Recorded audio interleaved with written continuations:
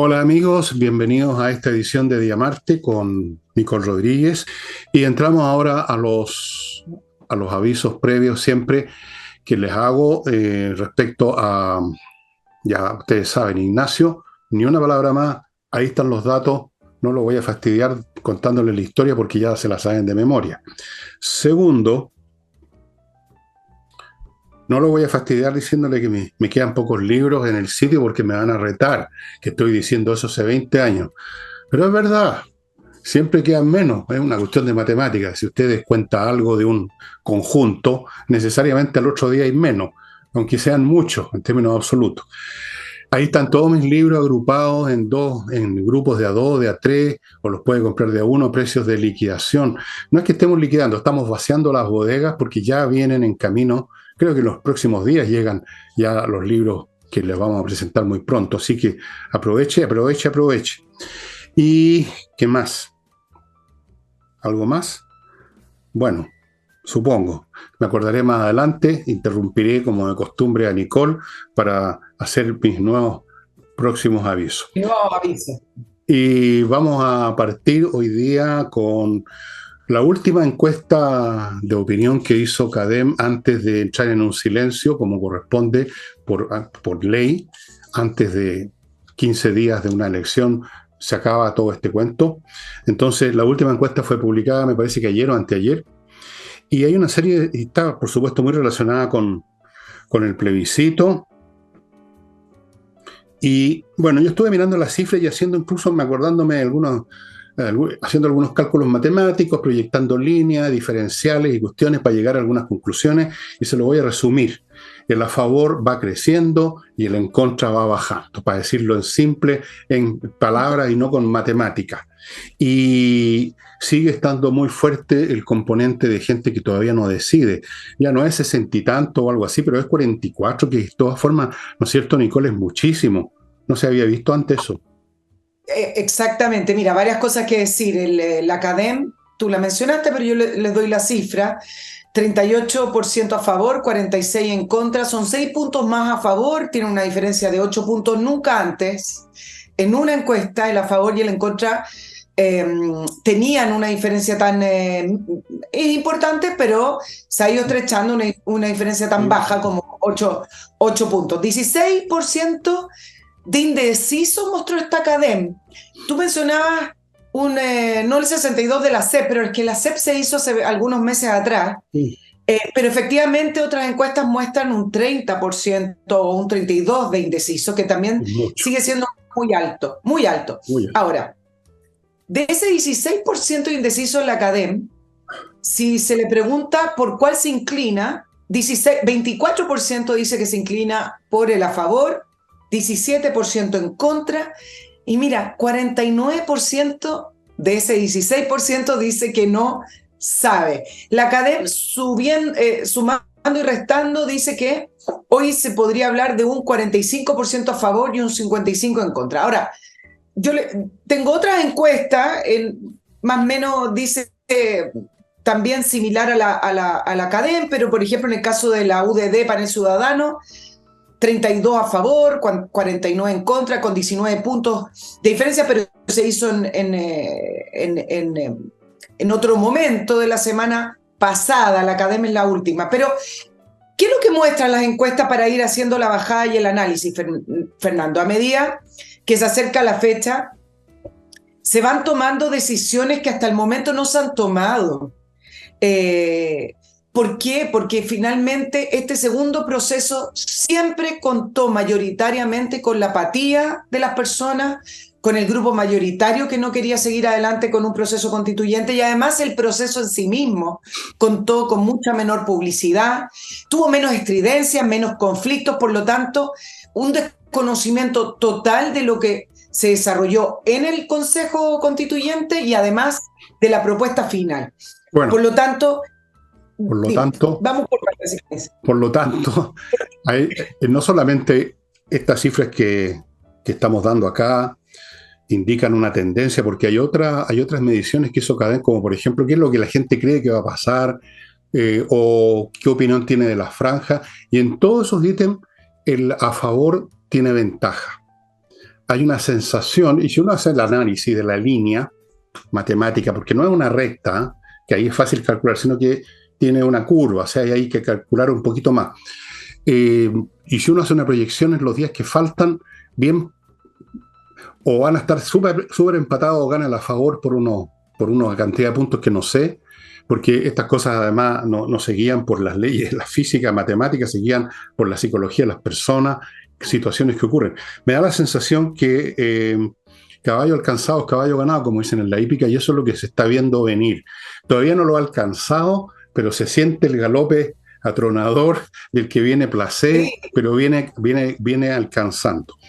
Pero fuera de esos datos, que le supongo yo renuevan la esperanza a los que quieren votar a favor, hay otros datos interesantes que son más o menos cosas que hemos visto y que se mantienen y que se han agudizado. La aprobación de instituciones y personas. ¿Quiénes están en el primer lugar? Primero de nadie, los bomberos. Interesante. Con toda razón y muy justificadamente se lo merecen. No creo que haya institución más filantrópica en este país que los bomberos. Literalmente arriesgan el pellejo por los demás por 0 pesos. Los bomberos. Y luego fíjense, PDI, una organización de seguridad, de uso de recursos de fuerza para mantener la ley funcionando, o sea, el tipo de cosas que no le gusta a la izquierda. Carabineros, ¿para qué seguimos hablando? La Armada, el Ejército, todas las instituciones que tienen que ver con, o tendrían que ver con la seguridad nacional o internacional, todas las instituciones que son miradas siempre con sospechas con la izquierda en el primer lugar. ¿Y quiénes están al fondo de la tabla? Los partidos políticos, por supuesto. El Congreso, la ANEPF, la Justicia, la Fiscalía de la Justicia, la CUT entró en el baile también. Bueno, eso no cambia mucho. Y finalmente les doy esta última encuesta, esta última cifra respecto a la corrupción. Instituciones donde se considera que hay mucha corrupción. Mucha corrupción, 81% piensa que hay mucha corrupción en los partidos políticos, 81%. Súmele los que dicen que hay algo de corrupción, y más del 90%. Congreso, 67% de la gente opina que hay mucha corrupción y no agarré el porcentaje, pero es bastante considerable los que piensan que hay corrupción, algo de corrupción. Los municipios, ¿para qué hablamos? 59% mucha corrupción. Fundaciones, 55% mucha corrupción. Tribunales, 46%, empresas públicas, 45%. Y a estas cifras súmele el algo de corrupción. En todos los casos, mucho más del 50% de la gente opina que estamos pringados con la corrupción, estimado amigo. Yo no sé, es difícil prever qué efectos tiene para el funcionamiento de una sociedad que sus instituciones fundamentales estén en esa situación, Nicole. Sí, voy a volver después al tema de la franja, que es interesante lo que mostró la CADEM, pero con lo que tú mencionabas, bueno, los efectos ya se ven en algunas encuestas, cuando preguntan, por ejemplo, si es un Bukele lo que necesita Chile, por ejemplo, en la última encuesta UDD Panel Ciudadano, que salió hace una semana y media atrás, más o menos, no sé si estoy siendo muy exacta, 56% le parecía que sí era necesario para Chile. Ahora se sumó el personaje de Milei, pero Milei desde otra perspectiva, quizás desde la perspectiva de las ideas y de cómo salir del atolladero, de cómo salir del empobrecimiento, con un 38 o 39% según el rango etario que se le preguntaba a las personas, si es que era un Milei el que necesita Chile. Es una lástima, sí, que en Chile tengamos que importar personalidades políticas para poderle dar una respuesta o un sentido a las necesidades que son tan evidentes en Chile. Un Bukele, ahora un Milei, no mayoritariamente, porque en Chile aún esa expresión de ideas que tiene Milei aún no han penetrado, falta mucho. Tú hablaste en el programa pasado sobre la entrevista que le hicieron a Macaya, presidente de la UDI, y ahí algo tocaste por el tema de la franja con el que se jodan con respecto a la guerra cultural. Pero para llegar a un Milei hay que hacer el trabajo que hizo Milei. Y Milei estuvo años de años dando entrevistas y siendo muy claro, preciso y de una sola línea con las ideas que él le proponía a Argentina para salir del desarrollo. Va a ser una historia aparte, cuánto va a cumplir, cómo lo va a hacer, todavía ni siquiera asume porque asume el 10 de diciembre, pero estamos hablando acá de la victoria electoral, ¿no? Estamos hablando acá de cómo sintonizó con las personas. Y ese famoso de un Milei, como se preguntó acá en el panel ciudadano, todavía falta, porque fíjate que incluso cuando tú ves que se han estado repitiendo ciertas reformas en Chile que lo único que han hecho es llevarnos a el estancamiento y empobrecimiento económico, la derecha no habla así. La derecha habla que no es el momento, la derecha habla de que propone algunas reformas. Por ejemplo, el caso de impuestos, que les cuesta tanto decir que están a favor de rebajar impuestos, porque en Chile inmediatamente se asocia que están a favor de los empresarios, o de la corrupción, o de que no quieren políticas sociales. Y eso no tiene nada que ver. Por Dios que les cuesta explicar que creen en menores impuestos para poder darle un impulso a la economía, para darle un impulso al desarrollo, y que con esa recaudación producto del desarrollo y crecimiento económico, incluso el Estado puede tener más impuestos para hacer mejores políticas sociales. Nada de eso lo explican. Por lo tanto, simplemente decir que efectivamente, para poder llegar a ese famoso personaje Milei, falta mucho camino para defender las ideas que supuestamente debería tener la derecha chilena. Lo que pasa es que la derecha chilena, las clases altas chilenas, buena parte de la población chilena de los sectores supuestamente de derecha, reaccionario y todo eso, estuvieron por años siendo objeto y blanco de una campaña organizada o no, consciente o no, en algunos momentos sí, en otros, o en algunas partes sí, de lavado de cerebro en una escala gigantesca. Porque este país tuvo un trauma político, psicológico y humano muy potente que fue el 11 de septiembre de 1973, cosa que los argentinos no tuvieron. Los argentinos han conocido a lo largo de su historia una sucesión de golpes, pero no se comparan con el efecto traumático que tuvo el 11 de septiembre acá. En primer lugar, por ser un evento mucho más aislado. No habíamos tenido una cosa así nunca en la historia de Chile. Tendríamos que retroceder, no sé si hay algo comparable, creo que no. Eso fue un golpe tremendo y en la elaboración ideológica y sentimental y emocional de eso a lo largo de año tras año, incluso antes de la concertación, a sottovoce, así de manera más o menos clandestina, de una manera lateral, luego en la concertación a todo trapo, a gran orquesta, eso acoquinó y destruyó y derrotó psicológica y política e ideológicamente a la derecha. La derecha que uno ve es un muerto andando desde el punto de vista ideológico. No creen en absolutamente nada, se sienten culpables todo el tiempo y andan dando excusas de una manera o de otra, tratan de pasar colado, tratan de no ser vistos, pasar piola, como se dice, o dar muestras de que ellos se renovaron, aceptaron ese discurso. Entonces, ideológicamente son un cero a la izquierda. Fuera de eso, nunca la derecha chilena ha tenido una persona que predique los puntos que predicaba Milei. Nunca. Por otras razones históricas. Ha sido una derecha escondida, agazapada, acoquinada, pero ahora mucho más. Eso es una historia que voy a estudiar en algún momento por qué, cómo fue el mecanismo que llevó a esa falta de presencia, a esa falta de confianza ideológica en sus valores, sus principios. En lo único que creían fuertemente era en su religión católica. Es el único elemento en que claramente uno ve a la derecha participando, mostrándose, por último yendo a la iglesia. En todo lo demás es una derecha huidiza. Y luego del 11 de septiembre, y sobre todo luego del ascenso de Patricio Aylwin y su pedida de perdón en Cámara a nombre del Estado chileno, es una derecha psicológicamente derrotada. Es una derecha que hace mucho tiempo que se esconde. Ya ni siquiera dicen soy de derecha, soy de centro derecha. Acuérdate, cuando empezaron con ese lenguaje, yo dije, Tate, anoté en uno de los estantes de mi mente ese datito porque me pareció interesante. Así que Milei no se puede esperar. Bukele Tampoco. Aquí no, en Chile no hay gente de la musculatura de Bukele en ningún sentido de la palabra. O sea, eso habría que importarlo, efectivamente, habría que importarlo. Ahora, ¿por qué mencionamos el tema de la guerra cultural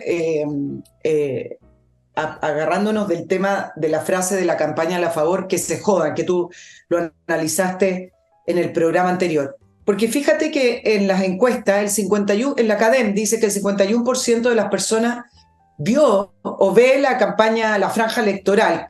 De todas maneras, es un 14 puntos menos que la anterior, del 4 de septiembre.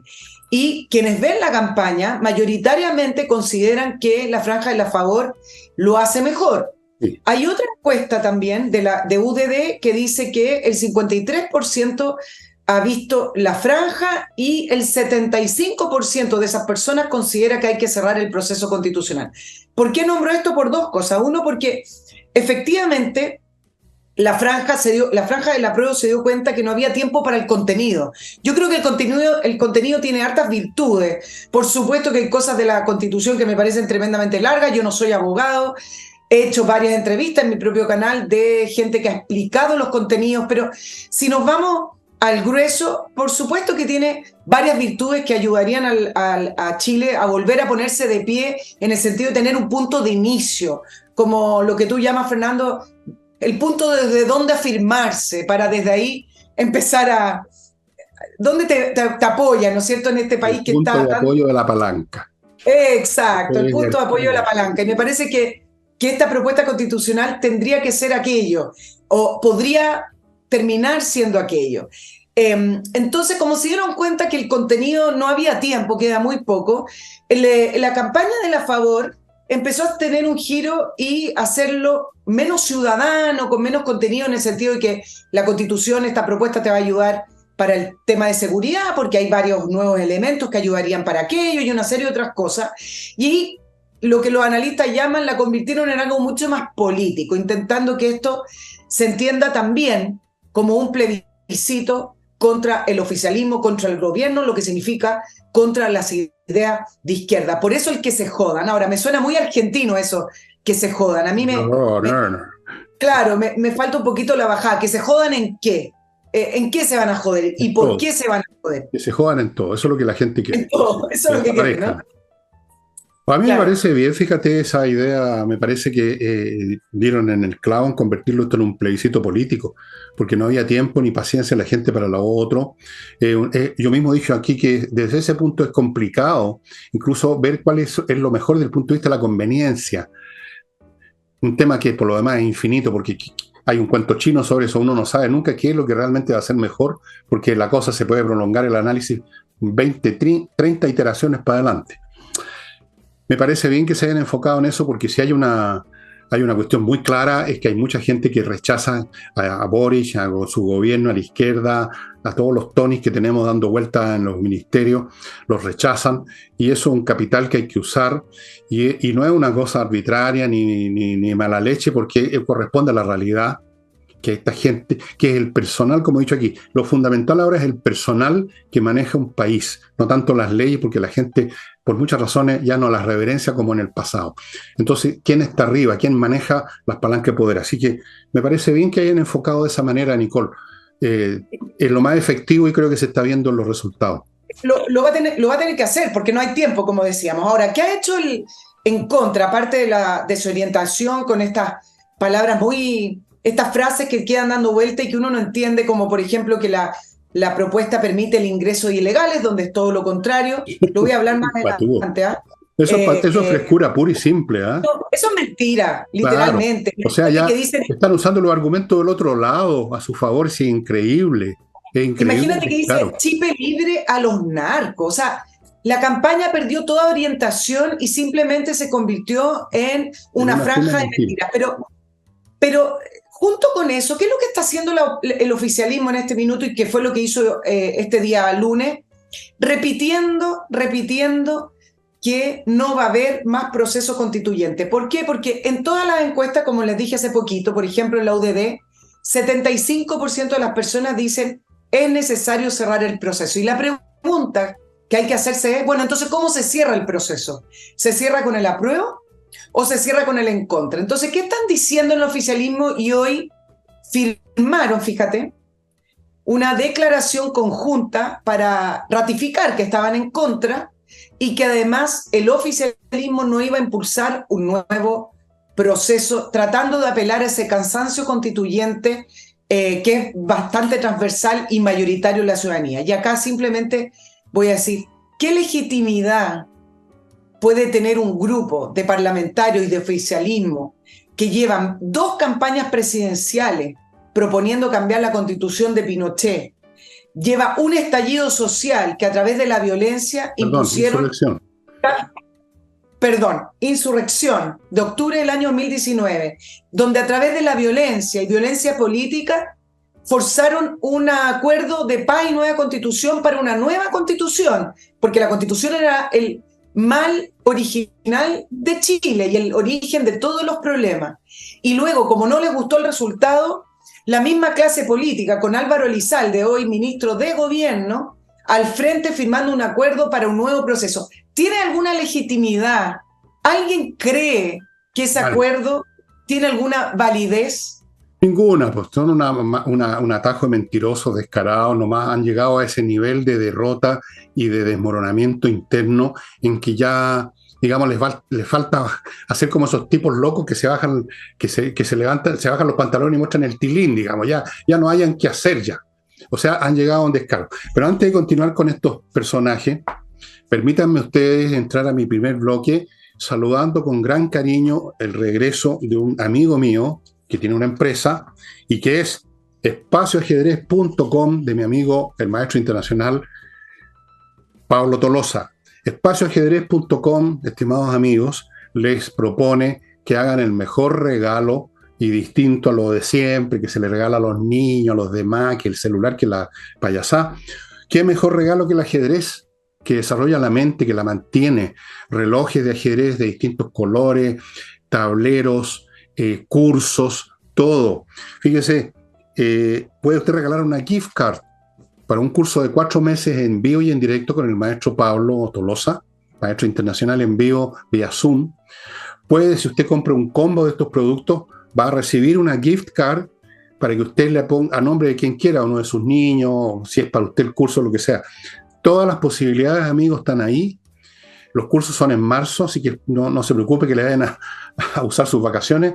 Vaya ya pensando en los regalos para esta Pascua, los relojes, el tablero. Yo se los mostré mucho tiempo atrás y ya lo han visto. Es una caja con un tablero muy bonito, con piezas grandes, muy práctico. Yo lo uso cuando salgo de vacaciones, en lo que llevo, porque nunca dejo jugar ajedrez. Espacioajedrez.com. Continúo con Kame ERP, que les ofrece, que es un software financiero y administrativo para manejar todos los aspectos de una empresa de cualquier tipo, grande, chica, cualquiera que sea el rubro. Todos los aspectos. Están ganando plata, están perdiendo, facturas electrónicas, control de stock, archivo, integración con los bancos, todo. Everything. Pónganse en contacto con ellos, el programa es fácil de implementar, es rápido y es muy accesible. Continúo con Entrena Inglés, una academia de inglés que le va finalmente, después de tantos intentos que usted quizás ha hecho en su vida, yendo como a 50 academias y no pasó gran cosa, va a aprender inglés, por lo menos va a aprender la base que es suficiente incluso. Muchos norteamericanos ingleses no conocen más que la base del idioma y viven perfectamente.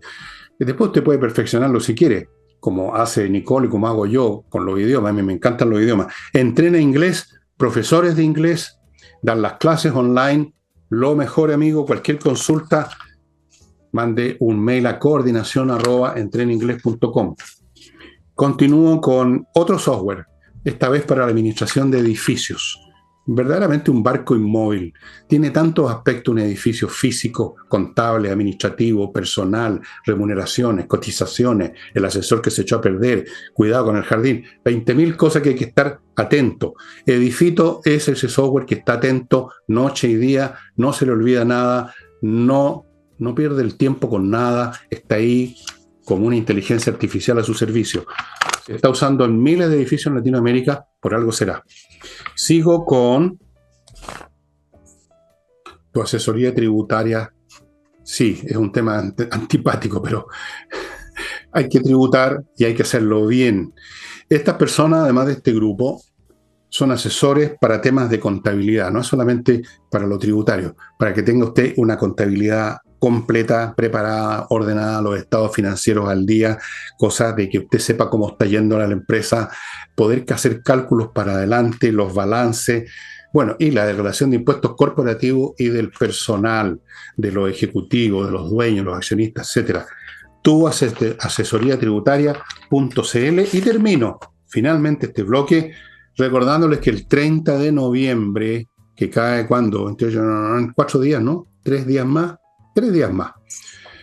Cuarto contando White Week de Mi Climo.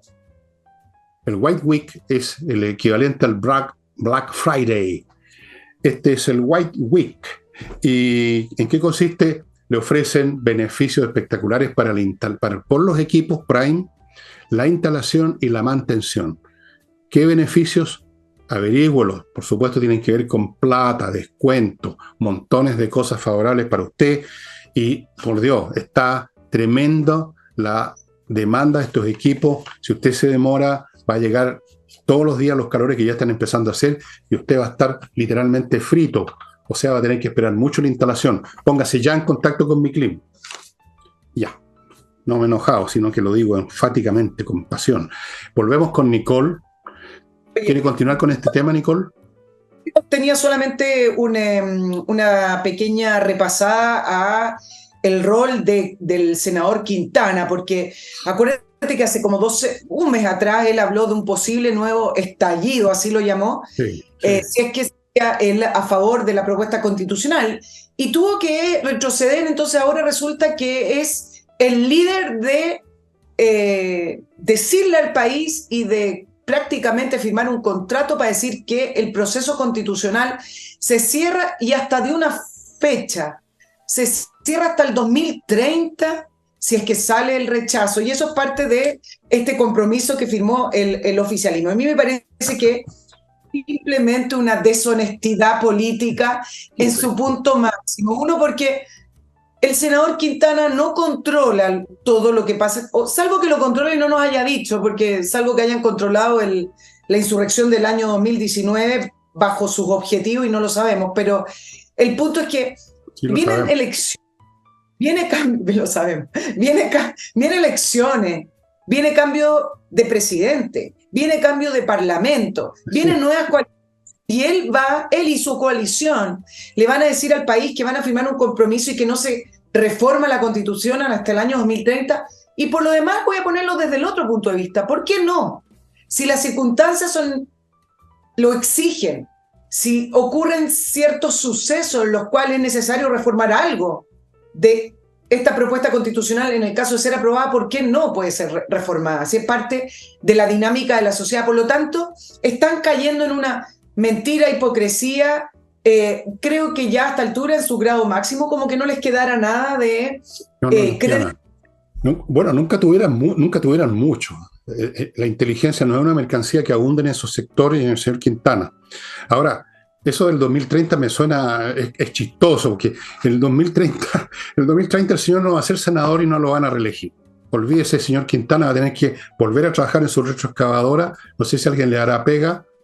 Bueno, va a haber otro mundo, van a haber habido más guerras, van a haber quizás llegado los extraterrestres, el país va a ser otra cosa, y él pone fecha, fíjate, es para la risa nomás, pues ya han caído de la mentira en la cosa de los payasos, de los circenses, da lo mismo. Si yo creo que ocurre lo que va a ocurrir, o sea, si va a ocurrir lo que yo creo que va a ocurrir, y es que el país se va a curar de espanto en la izquierda por una generación por lo menos, que fue lo que más o menos duró la concertación. Nos curamos de espanto de los experimentos extremos y vino la concertación. Si nos curamos de espanto y hay por otros congresos y otros gobiernos, el señor Quintana puede agarrar esa fecha, enrollarla, hacerle un lulo y proceder a guardarla en un cofre con su 2030 y con su fe. va a ser otro país, pero por favor, que ahora resulta que Quintana es pitonizo además. No, porque Claro. Nadie sabe por qué fecha, a lo mejor la vio en el calendario maya, no sé, 2030. sí, es muy probable. Todavía está esperando el fin del mundo el 2012. ¿Qué pasó? Claro, se acabó el mundo, todos sabemos.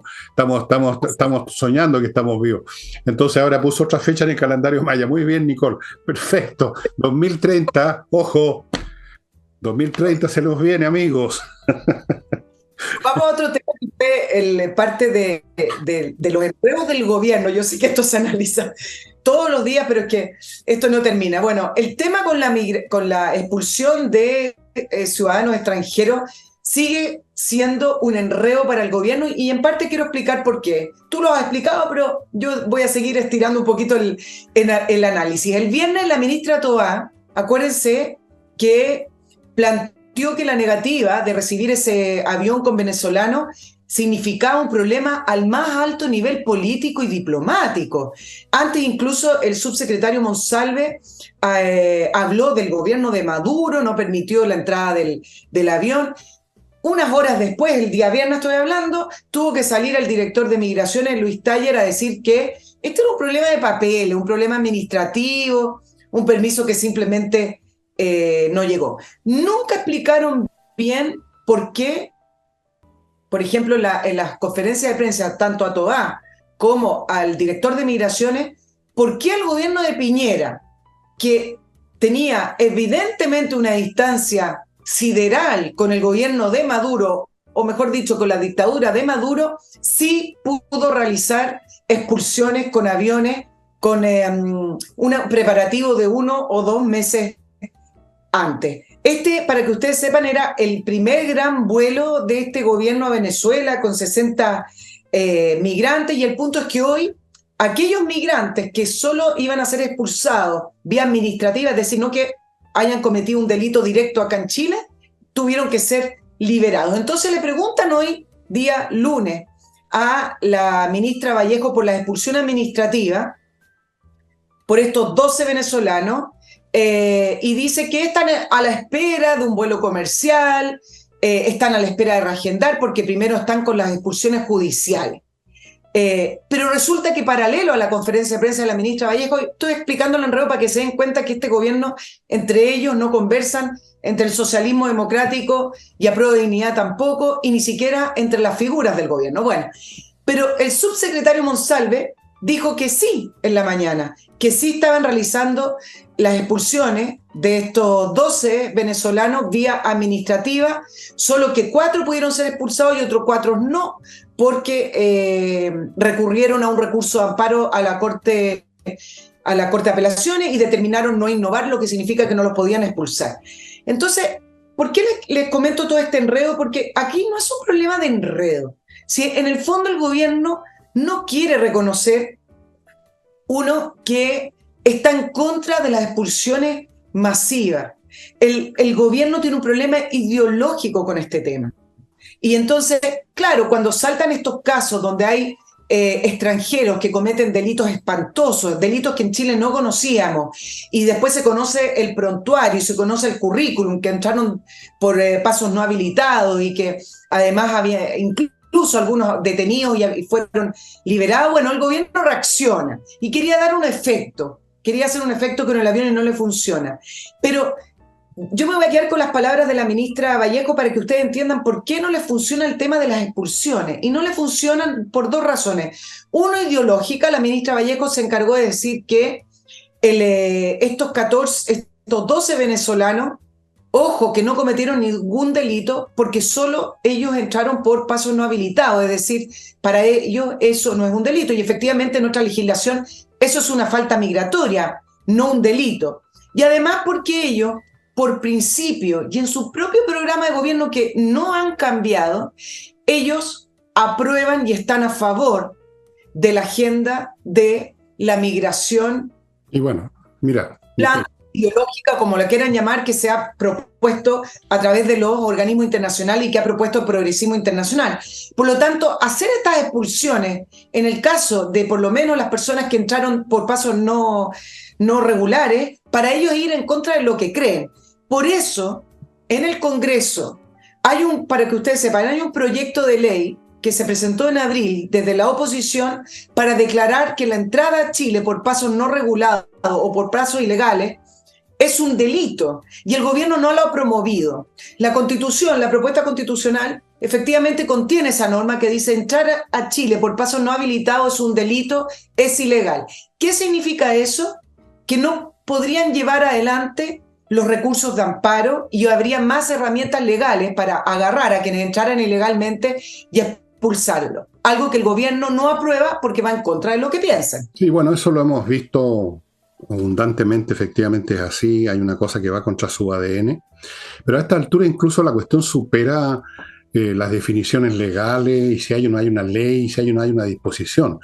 Esto se ha convertido en un problema práctico de una magnitud tal que no tiene, digamos, manera de resolverse.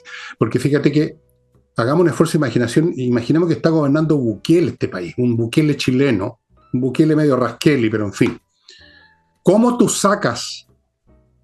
Dejemos de lado los inmigrantes ilegales, concentrémonos en los delincuentes. ¿Cómo sacas a los 20, 30 o 40 mil delincuentes que como mínimo llegaron a este país de afuera?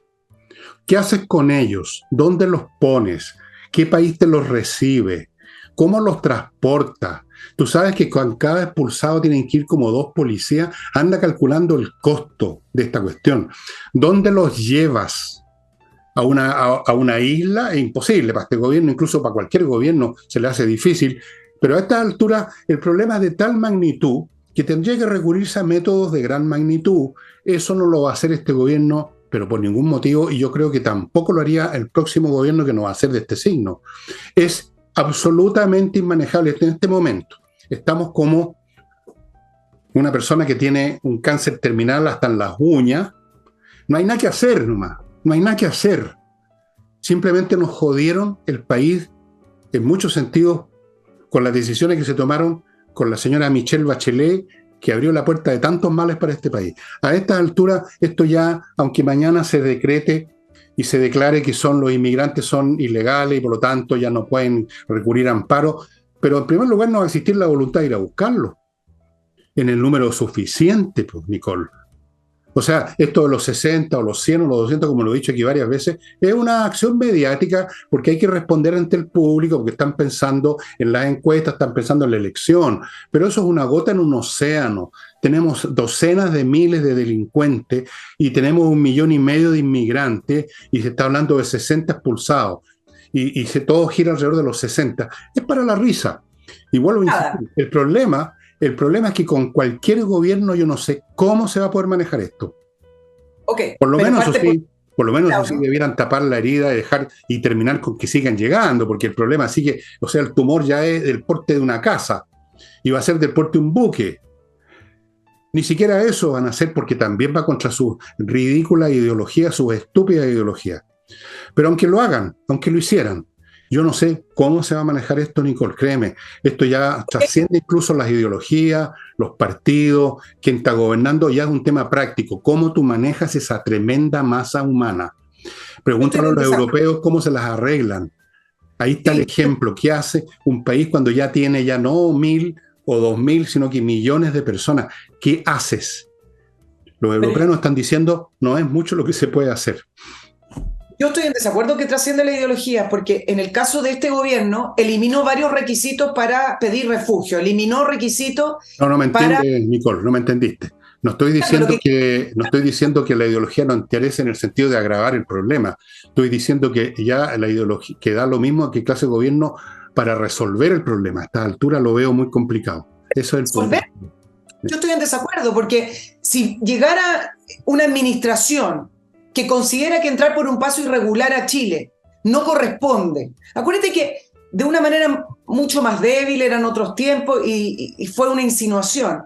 El gobierno de Sebastián Piñera intentó hacer una nueva ley de migración en la cual se intentó que las notificaciones, hay pasos y pasos, las notificaciones, por ejemplo, para expulsar a alguien o notificarlo que entró por un paso irregular, tenía cierta cantidad de tiempo, el Frente Amplio de Prueba de Dignidad se la rechazó, después un montón de temas administrativos. Entonces, efectivamente, tú dices, no hay solución, yo creo que sí hay solución, porque por algo hay que partir. Uno, considerar que entrar por pasos irregulares es ilegal. Eso ya te abre un abanico de posibilidades judiciales, por último, para que no funcionen los recursos de amparo.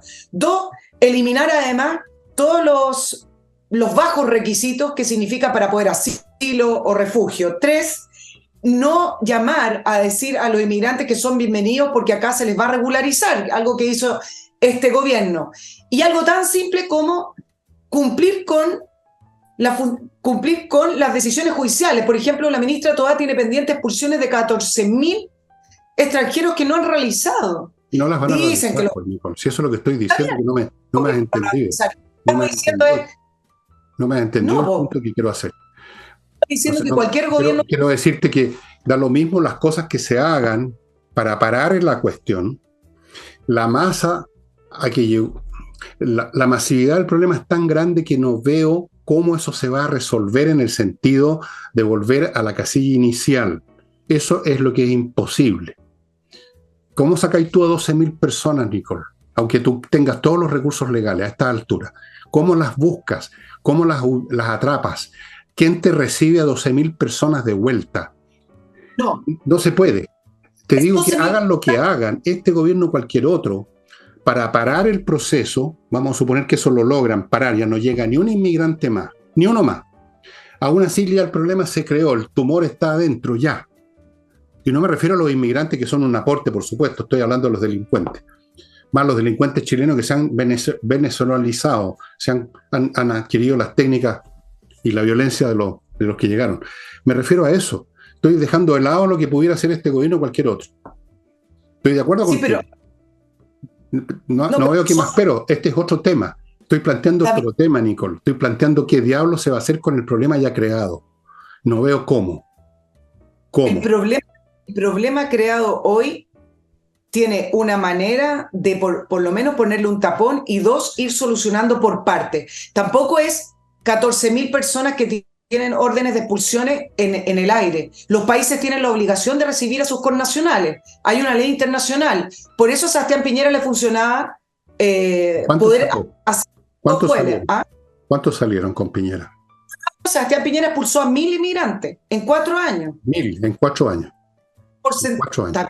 Pero no son las cifras que habían en el... Acuérdate que hubo COVID, que hubo un periodo en el cual no hubo prácticamente... Entonces 12.000, que es 12 veces 4, significa 48 años, medio siglo para echar a los...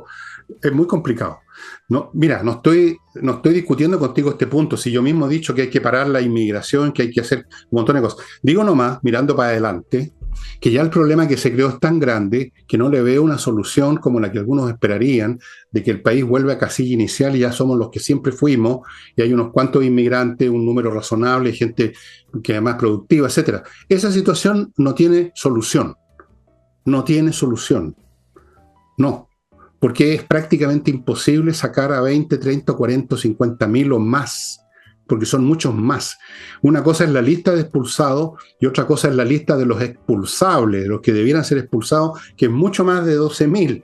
Pueden ser 120.000, pueden ser 500.000. Lo veo muy complicado para adelante. Creo que es un tipo de asunto que ya no se va a resolver pensando en términos de expulsiones, que por ahí ya la cuestión no va a dar un resultado masivo. Vamos a tener que recurrir a otras cosas, desde luego, para empezar. Tenemos que tener métodos para detener, reducir, encarcelar y aislar del resto de la sociedad a los criminales. Vamos a tener que multiplicar las acciones policiales y de justicia y de sanción, porque no vamos a poder sacar a toda esa gente para afuera. Imposible. Y no se va a querer tampoco, Nicole. No se va a querer. Se complica mucho la gente con esto por muchas razones, que las Naciones Unidas, que los derechos humanos, hay montones de dificultades, montones. Casi estoy asombrado que el gobierno hable de 60 expulsados, fíjate. O sea que tampoco han expulsado. lo han expulsado. Claro, tú tienes No. razón. Pues sí, se presentó la ley en abril, que ahora logró pasar a comisión para declarar el ingreso irregular. Mira estas situaciones que se dan hoy en día, que uno dice, bueno, el mundo está como al revés. Tú entras al aeropuerto, te revisa la PDI, te revisa el SAC, te revisan las maletas, te revisan el pasaporte, te preguntan de dónde viene, cómo viene, te ponen un timbre si es que te aceptan y vas o sales en un aeropuerto. Y mientras tanto tú dices, más de 100.000 personas entran por pasos irregulares y no corresponde un delito. Entonces, hay ciertas cosas que pasan a ser absurdas ya con estos discursos. Mira, cuando se presentó la ley para poder determinar que el ingreso irregular es un delito en sí mismo, independiente de las razones que uno tenga para ingresar a un país, y mire que fueron a comisión a hablar representantes del Alto Comisionado de Derechos Humanos para América Latina de la ONU, la directora del Instituto Nacional de Derechos Humanos, la jefa de la Oficina Nacional de la Agencia ONU para los Refugiados, ACNUR, del Partido Comunista, decían que esta ley lo único que hace es violar los derechos humanos, Bueno, solo por el ingreso irregular, ilegal, un delito, no una falta. Miren toda la dinámica y las redes que se han tejido en torno a permitir y decirle a la gente que salga de sus países, porque han motivado también. Bueno, no solamente...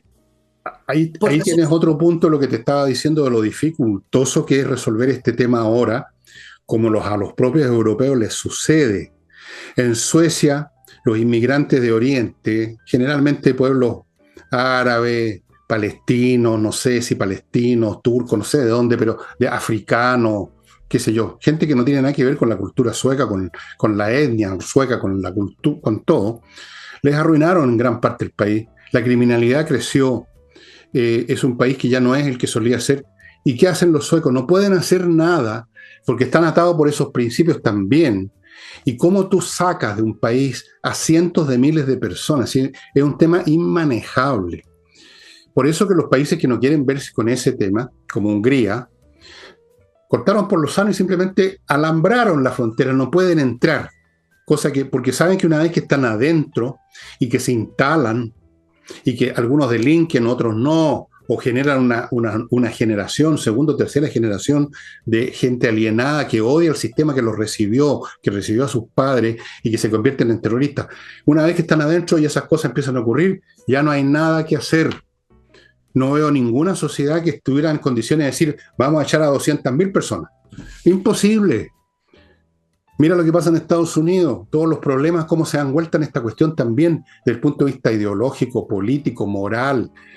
Es un tema muy difícil, por no decir imposible, de tratar desde el punto de vista de decir, bueno, entraron esta gente ilegal para afuera. No se puede, prácticamente, ideológicamente, políticamente, es un tema que ya, digamos, es un cáncer desarrollado. Es un cáncer Lo único que cabe es un tratamiento de quimioterapia, por así decirlo, para tratar de disminuir la cantidad de delincuentes o atraparlos y convertirlos en... Eso sí que se pueden sacar quizás algunos e ir tratando de ajustar la sociedad a esta nueva situación lo mejor posible, como han estado haciendo en Europa consciente o inconscientemente por décadas ya, con sus inmigrantes. Yo conozco Francia y te digo que, bueno, ¿para qué sigo hablando del tema? Yo lo veo muy inmanejable. Una vez que crece, oye, no veo cómo. Cambio de dinámica política, porque por ejemplo, todavía no se ven resultados, todavía no se ve un cambio, pero uno ya ve que la tendencia va hacia el otro lado. Meloni en Italia, uno de sus grandes discursos fue de que iba a parar la inmigración irregular, si acá no se trata de no permitir que nadie salga de sus países, y ha presentado varios proyectos que tiene que todavía socializarlos también incluso con la Unión Europea, pero hay varios países que ya están presentando proyectos que van en contra de la línea madre de la Unión Europea, que es esta inmigración libre porque es un derecho humano migrar. Mira lo que pasó en Inglaterra. En el Reino Unido también se presentó una nueva ley que trataron de declarar ilegal. El primer ministro lo intentó cambiar, pero hay una lucha que uno ve. Ahora, la inmigración, Fernando, y tú sabes harto de esto, también se utiliza como una herramienta de lucha política. Por ejemplo, hace 2 semanas atrás se acusó a Rusia de estar incentivando la inmigración para poder afectar a Finlandia y otros países y estar enviándole contingentes de inmigrantes que al final terminan siendo una masa que puede ser un problema para los países. Entonces, al final los inmigrantes, de una manera ingenua, otros no, son utilizados políticamente. Y ese es el cinismo Sí. que este buenismo con la inmigración hay que pararlo, porque al final de cuentas todas estas masas de personas terminan siendo utilizadas, ya sea para un discurso, ya sea para ganar elecciones, ya sea como herramienta Bueno, para no es poder... buenismo, entonces, pues es oportunismo político. Y entre paréntesis, ¿qué hicieron en Finlandia y qué están haciendo en los países bálticos, Lituania, Latvia y Estonia? Están poniendo alambradas, están impidiendo, porque saben que una vez que la cuestión entra es un tumor inoperable, cuando entra en masa. Tú puedes echar a 2 o 3 inmigrantes ilegales que cometieron delitos, puedes echar a 20 o 30, quizás a 200, pero cuando son millones o cientos de miles, es un tema que sobrepasa las capacidades administrativas y la voluntad política incluso. Fíjate lo que pasó en Europa, que no les gustan para nada estos inmigrantes. Pero ¿qué pasa cuando se hunde un bote y mueren unos cuantos inmigrantes o muchos inmigrantes? Se genera un tema humano, llaman. ¿Cómo lo llaman? Una crisis humanitaria, es la frase que se usa ahora. Y se acabaron las prohibiciones, se acabó la voluntad política y inmediatamente hay que acoger a las víctimas y entran. Pregúntale a los italianos, a los mismos italianos que tú estás mencionando, todos los que les han entrado por ese procedimiento. Es un tema muy complicado. Ahora, con este gobierno más complicado porque, como tú dices, ellos no tienen ninguna voluntad. Para ellos es bueno que entren. Ahora, para usarlos políticamente, no es porque sean buenas personas. ¿Qué van a ser buenas personas? Son una manga de... Son simplemente oportunistas que quieren usarlo como querían usar a los cabros chicos, querían darles derecho a voto a los 15 años. Imagínate tú para qué. Para usarlos, para los colegiales lesos, tontones, a los cuales los convencen de cualquier cosa, tenerlos como un destacamento de votantes. Lo mismo los demócratas en Estados Unidos. Ahora están empezando a cambiar de opinión. No sé si has seguido las noticias. Están empezando a darse cuenta que está la crema. ¿Viste las declaraciones del alcalde de Nueva York? Demócrata acérrimo, partidario que entraran todo, que hay que esto, que lo otro. Y ahora, por favor, pidiendo agüita, porque están destruyendo Nueva York, van a destruir Estados Unidos. Claro, lamentablemente se pegan al cachufazo cuando ya es tarde. Como dijo este señor de Rementería el otro día, ¿no? Que se había romantizado el tema de la inmigración. Y ahora, No, bueno. Claro, ellos le llaman en romanticismo, yo le llamo objetivos políticos, porque Claro. mira la hipocresía que es incentivar la inmigración a toda costa. Uno, desde el punto de vista de las dictaduras, por ejemplo, ¿de qué países la gente sale? Sale de los países que están en conflicto, de los países que económicamente, hoy en día, antes la gente no pensaba desde un primer momento, mi país no me da desarrollo, me voy a otro país. Esa inmigración era mucho más lenta que hoy en día. Sale de un conflicto político, de penurias económicas y 3 de dictadura.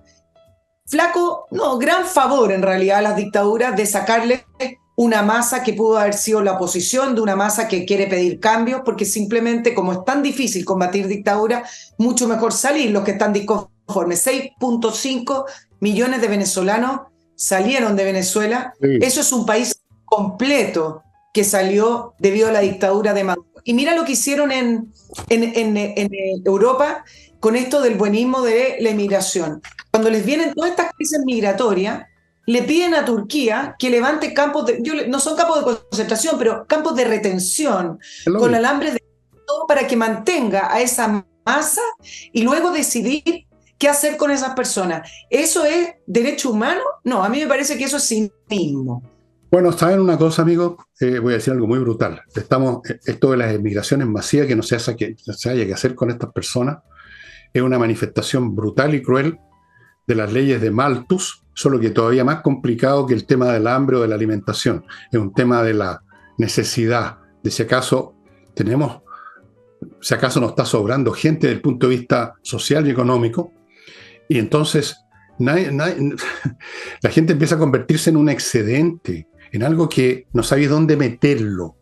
Mira tú qué terrible decirlo. En el mismo momento que nunca se había hablado tanto de los derechos humanos, contingentes crecientes de la población humana se empiezan a convertir en material excedente que no haya que hacer con ello. Terrible. Malthus, lean a Malthus. Amigos, otro bloque, Edisur, que les recuerda que está en Compañía 1025, este libro que estaba releyendo mientras esperaba que llegara Nicole al programa. Un libro fantástico. El análisis que hace del carácter latinoamericano, de las estructuras psicológicas que están detrás de forma vital de nuestros destinos, es fantástico. El parasitismo. Y él toma toda clase de detalles, incluso hasta la informalidad con los horarios. ¿Por qué? ¿De dónde viene eso? Toda nuestra estructura mental latinoamericana en este libro, que lo tiene, se me va a caer todo aquí, Edisur, amigos, compañía 1025. Continúo con AutoWolf, esta empresa que va a su casa y le deja como nueva la carrocería de su automóvil en un día, y delante suyo, de forma que el trabajo notoriamente, porque usted lo está notando, es de calidad y le pueden dar garantía, cosa que se la dan.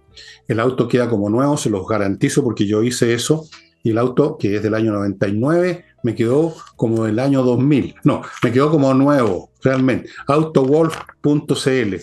Continúo con kmmillas.cl, donde usted puede vender las millas acumuladas por sus vuelos que no va a usar antes que las borren y se conviertan en nada. Antes que se conviertan en nada, vaya a kmmillas.cl y conviértalas en plata. Se las van a comprar. Y sigo con esta tentación que tengo, pero que no puedo cumplir. Famaba Grill, la mesa para asados propia de los asados del siglo XXI. Estimado amigo, olvídese de la parrilla paleolítica, humeante, grasosa, chorreante, digna, digamos, de los pueblos primitivos. Famaba Grill, esta mesa que ustedes están viendo, la parrilla de acero inoxidable, como un quirófano. Falta que en vez de cuchillo pongan un bisturí para los comensales. Usted saca la carne porque la está viendo encima suyo en el momento que le parece.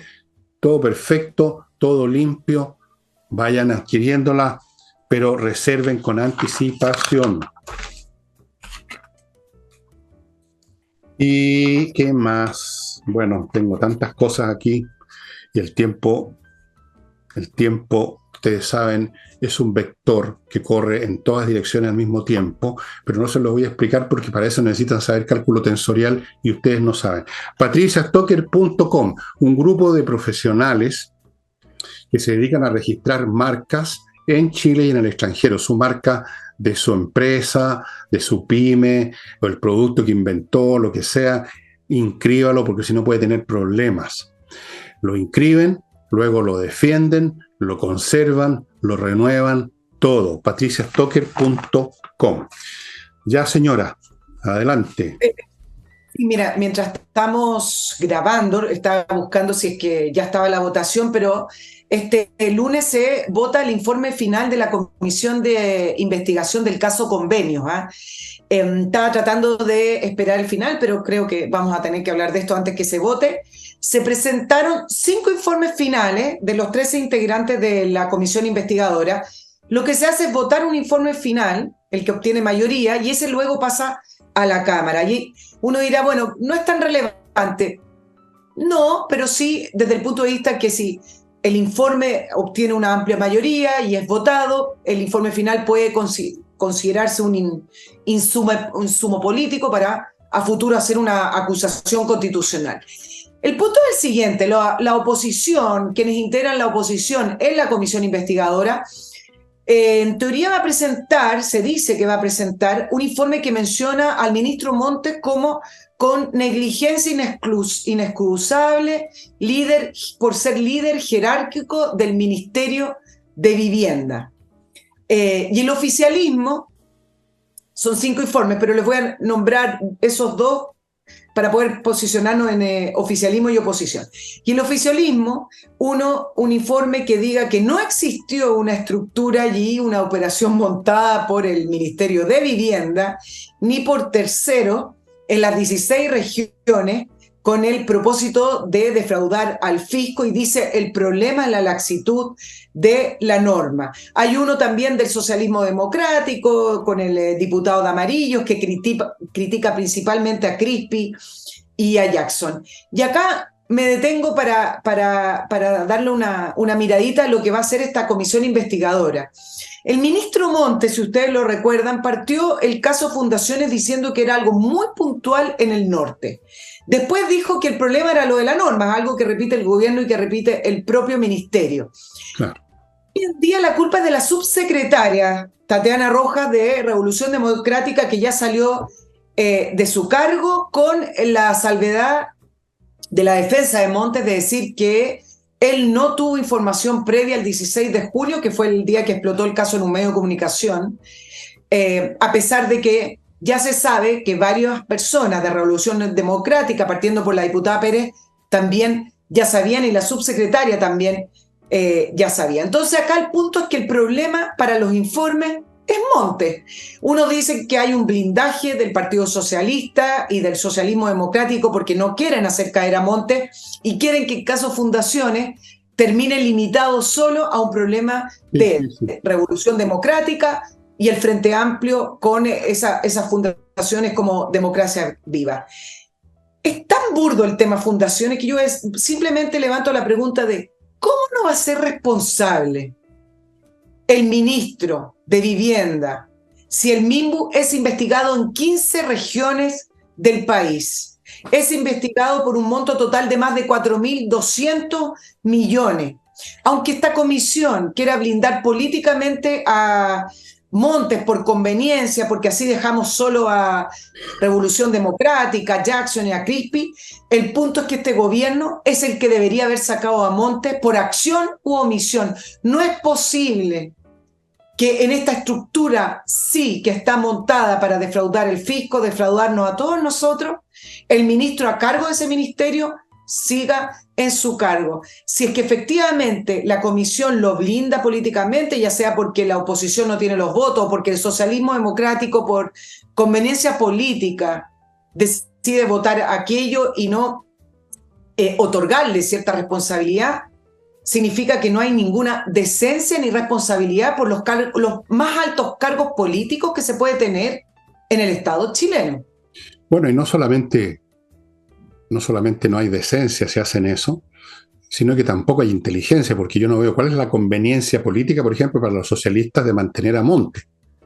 Uno se opera de los problemas serios, no los deja, no los tapa con una venda, digamos, para que se siga envenenando la cuestión, pero el pecado más grande de esta gente es que son estúpidos. Si esa es la verdad, no se dan cuenta. Ellos creen que son astutos. Oye, estamos limitando el problema. Ya total que cayó Revolución Democrática, estos 2 o 3 pelafustanes que no los conocían y su mamá, y ya con eso nos libramos. Se creen de la mayor inteligencia política y no se dan cuenta que se están disparando un balazo en la boca, porque ya el grado de desprestigio de los partidos, incluyendo el Partido Socialista, por este tipo de maniobra de defensa corporativa es tremendo. Pero además hay otra cuestión. Aquí no habría que pedir la cabeza de Montes, hay que pedir la cabeza del gobierno entero. Si este es un proyecto del gobierno, esto no es un tema de que fue negligente Montes. Montes hizo el trabajo que tenía que hacer, como todos los demás, como la señora de presupuesto también, para llevar a cabo, para materializar este proyecto de financiar a docenas de fundaciones para ir a hacer su trabajo de adoctrinamiento político, porque esa era la finalidad. Hasta los nombres de estas organizaciones lo revelan. Nunca dicen fundación para pintar fachada, sino que pintar fachada y una serie de cosas más que tienen que ver con reunirse con gente, con hablar con la gente, con adoctrinar.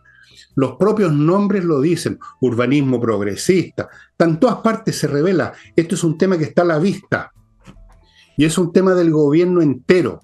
No es un tema de algunos ladrones, no es un tema de algunos patúos, no es un tema del ministro negligente, es un tema de un proyecto de gobierno que tenía como objetivo, y tiene porque está funcionando, ordeñar al Estado para financiar organismos políticos como las fundaciones, para ellos a su vez mantenerse en el poder y llevar a cabo su proyecto revolucionario y todo lo demás, todo el paquete completo.